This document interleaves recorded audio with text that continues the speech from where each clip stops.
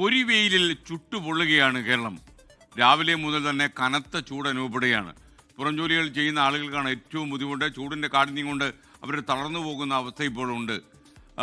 ഈ തുറവൂരിലെ തന്നെ അരൂർ തുറവൂർ ഉയരപ്പാതയുടെ നിർമ്മാണം നടക്കുന്നുണ്ട്. നിങ്ങൾക്കറിയാം, ആ ഭാഗത്തൊക്കെ വല്ലാത്ത ചൂടാണ്.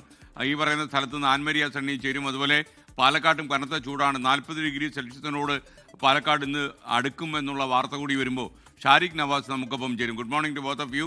ആദ്യം ഷാരിഖ് നവാസിലേക്ക്. ഷാരിഖെ, പാലക്കാട് കത്തിക്കാളുകയാണെന്ന് വേണമെങ്കിൽ പറയാം. 40 ഡിഗ്രി ഒക്കെ വന്നു കഴിഞ്ഞാൽ നമ്മുടെ ഹ്യൂമിഡിറ്റിയുടെ ഒരു അവസ്ഥ കൂടി പരിഗണിക്കുമ്പോൾ ആളുകൾക്ക് താങ്ങാൻ പറ്റാത്ത അവസ്ഥയായിരിക്കും.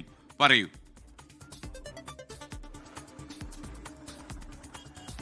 ഗുഡ് മോർണിംഗ് എസ്കെൻ. കഴിഞ്ഞ 2 ദിവസങ്ങളിലായി ചൂട് അതിൻ്റെ പാരമ്യത്തിൽ തന്നെയാണ് നിൽക്കുന്നത്. കാരണം ഇന്നലെയും ഇന്നുമൊക്കെയായി 40.1 ഡിഗ്രി സെൽഷ്യസ് ചൂടാണ് പാലക്കാട് ജില്ലയിൽ രേഖപ്പെടുത്തിക്കൊണ്ടിരിക്കുന്നത്. കഴിഞ്ഞ കുറച്ച് ദിവസങ്ങളിലായി സമാനമായ അവസ്ഥ തന്നെയാണ്. 39 ഡിഗ്രി അല്ലെങ്കിൽ 40 ഡിഗ്രി തന്നെയാണ് ചൂട് ഉള്ളത്. കൊടും ചൂടാണ്, കത്തി ജ്വലിക്കുകയാണ്, പാലക്കാട് വെന്തുരുകുകയാണ്.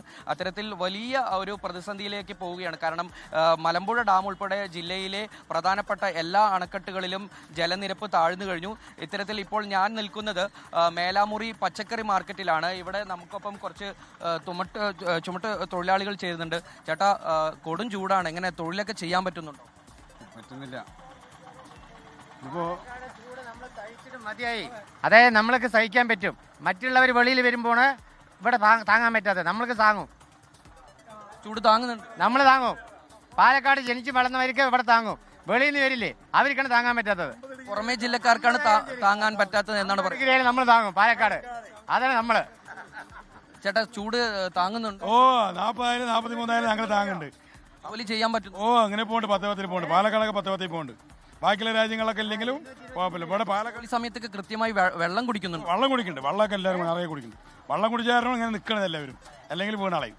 11 മുതലേ 3 മണി വരെയുള്ള വെയിൽ നേരിട്ട് ഏൽക്കരുതെന്നാണ് ഈ ആരോഗ്യ വകുപ്പിന്റെ ഒക്കെ നിർദ്ദേശം. അത്തരത്തിൽ അത് അവര് കഴിക്കാൻ തരില്ലല്ലോ. പാടുപെട്ടിട്ട് അവിടെ ജീവിക്കാൻ കഴിയില്ല. പറയണവരാരും വീട്ടിൽ കൊണ്ടൊന്നും തരില്ലല്ലോ. കഴിക്കാൻ തരില്ലേ? നമ്മൾ പണിയെടുത്താലാണ് 10,000 500 കിട്ടുമ്പോൾ മതി മൂട്ട ഏറ്റിയാലേ നമുക്ക് ഉണ്ടാവുള്ളൂ. അല്ലാണ്ട് പിന്നെ ആരും തരൂല. പൈസ ഉണ്ടെങ്കിലല്ലേ ജീവിക്കാൻ പറ്റുള്ളൂ. പറയണവരാരും തരൂലല്ലോ. അതാണ് അതിൽ മാറ്റം. എസ്കെൻ, ഇവർ പറയുന്നത് എന്താ പറഞ്ഞാൽ അവർക്ക് ജോലി ചെയ്യാതെ നിർവാഹമില്ല. കാരണം അവർക്ക് ജീവിക്കണമെങ്കിൽ ജോലി ചെയ്യണം. പക്ഷേ ഈ വെയിലൊക്കെ അവർക്ക് കൊണ്ടേ പറ്റൂ. അല്ലെങ്കിൽ അത്തരത്തിൽ ആ വെയിൽ ഏൽക്കുന്നത് അവർക്ക് ഒരു നിർവാഹവുമില്ല. കാരണം ഇവരെല്ലാം ചുമട്ട് തൊഴിലാളികളാണ്. ഇവർക്ക് ഈ വെയിൽ തന്നെയാണ് ഇവർ ജോലി ചെയ്യുന്നത്. കാരണം ഇവർക്ക് മറ്റ് മറവിൽ കയറി നിൽക്കാനും മറ്റൊന്നും ഇല്ല, തണലൊന്നുമില്ല. അപ്പോൾ എന്തായാലും ജോലി ചെയ്തേ പറ്റൂ എന്നുള്ളൊരവസ്ഥ തന്നെയാണ്. ചേട്ടാ, എങ്ങനെയുണ്ട് ചൂട് പാലക്കാട്? ചൂട് സൂപ്പറാണ്. സൂപ്പറാണ്.